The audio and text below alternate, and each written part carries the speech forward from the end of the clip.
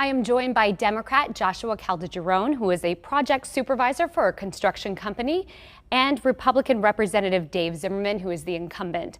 Thank you both for being here. This debate is a chance to see where you stand on these issues. We do have some ground rules to go over first, though. They are that we have 3 issues. Each of you will get to respond and offer a rebuttal to your opponent's response. Responses will be limited to 45 seconds, rebuttals 30 seconds. To determine who answers first, we are using alphabetical order of your last names for the first questions and a pre-debate coin flip for the third. So the first issue will go to Mr. Calderon, and the education funding is what we're talking about. Is there a better way to not only fund our schools, but also fairly fund them? Well, getting started on the funding, I'd have to say one of the first things I'd like to do with the funding is propose legislation that my great uncle had proposed while he was in office. It was House Bill 1247, which actually aimed at eliminating property taxes for our senior citizens and those disabled that qualified for Social Security. I believe one of the major things that a lot of people within our district are concerned about is paying that property tax and possibly losing their home. As far as the funding for schooling right now, I believe they just passed an initiative for equal funding, and it's working very well. Representative Zimmerman, same question. Yeah, so the one thing that we really need to be doing is looking at a way to do something other than just property taxes to fund our schools. Because what's happening is with our senior citizens that are on fixed incomes, it becomes a real challenge, and then also with our first-time home buyers. So, looking at the whole funding system is what we really need to do. There's kind of a funding formula been in place for many years, and it was based on about 50% of the school funding comes out of the state funds, and the other 50% comes from property taxes. But if you look at individual school districts, and we have 500 of those throughout Pennsylvania, there's a big variation on how they're actually funded. Would you like to use your 30-second rebuttal? I'd like to just add that, as my opponent had said, that senior citizens are worried about paying the property taxes. That's what that legislation was intended to do, to try to alleviate some of that pain and burden that a lot of our senior citizens are facing today, and hopefully put a little light at the end of the tunnel. And there is plenty of funding there in other realms that can cover that. Representative Zimmerman, would you like 30 seconds? Yeah, so in the state budget this year, and actually the last 8 years, education became the big winner in funding, because they were funded at a higher rate than any other sector for the last 8 consecutive years. So we put a lot of money into education, and I think there's we need to take a close look at that whole funding formula and see if we can't become more fair between the 500 school districts. Our second issue, and Representative Zimmerman, this will go to you first. We're talking about marijuana legalization. Other states have made recreational marijuana legal. Is this something Pennsylvania should do? I'm very much opposed to legalizing marijuana. We did approve medical marijuana a few years ago, but when it comes to legalizing marijuana, first off, there's so many huge issues today that need to be way above priority over marijuana. That's first and foremost. Thing is that we have an epidemic in drug overdoses and drug use. We have an epidemic in a mental health issue. And again, in this year's budget, we should have put a few more dollars into those areas that are actually epidemics, and instead of being concerned about trying to legalize something like marijuana. Mr. Calderon, on the same question.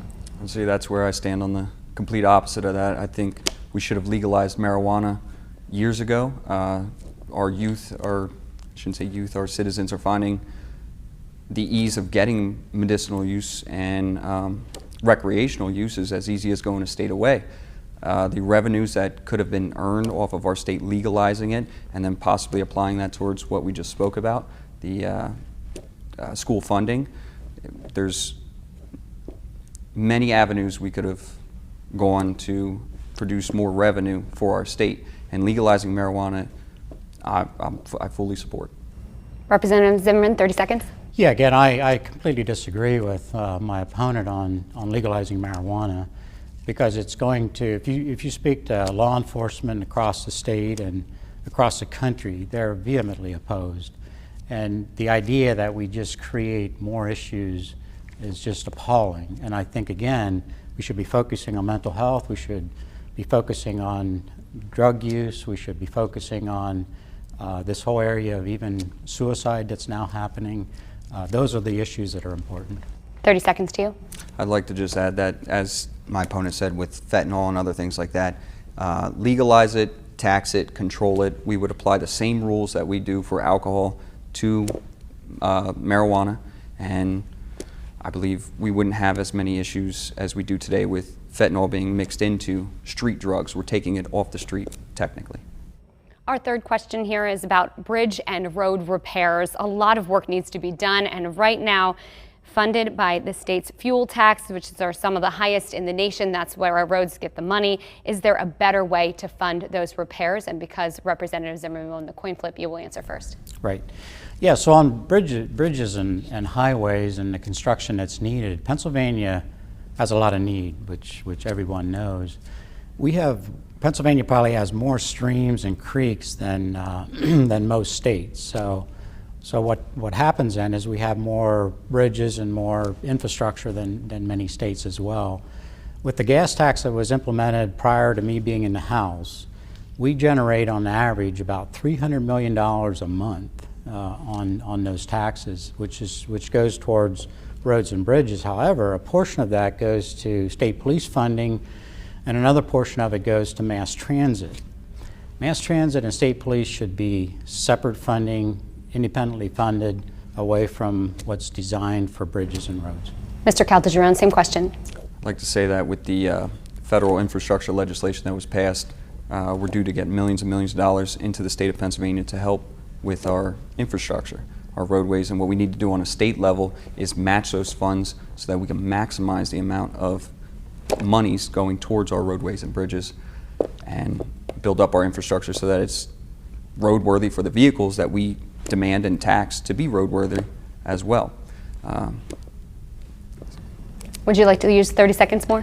Well, again, using those federal dollars that came to Pennsylvania for roads and bridges, first off, I disagree with that funding in the first place, because it's borrowed money that probably our grandkids are going to have to pay for. So we need to find it within Pennsylvania, and we have the contractors in Pennsylvania.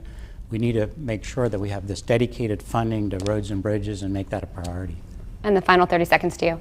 I'd say that borrowed money, the state of Pennsylvania is sitting on a surplus of money right now in the general funds and such, that us investing in our roadways is investing in the future, is investing into the next generation, and not only doing that, it's allowing a lot more workers to get involved, learn a trade, and be a part of the build back of Pennsylvania. Thank you both for being here with us today, and these debates will continue throughout the election process.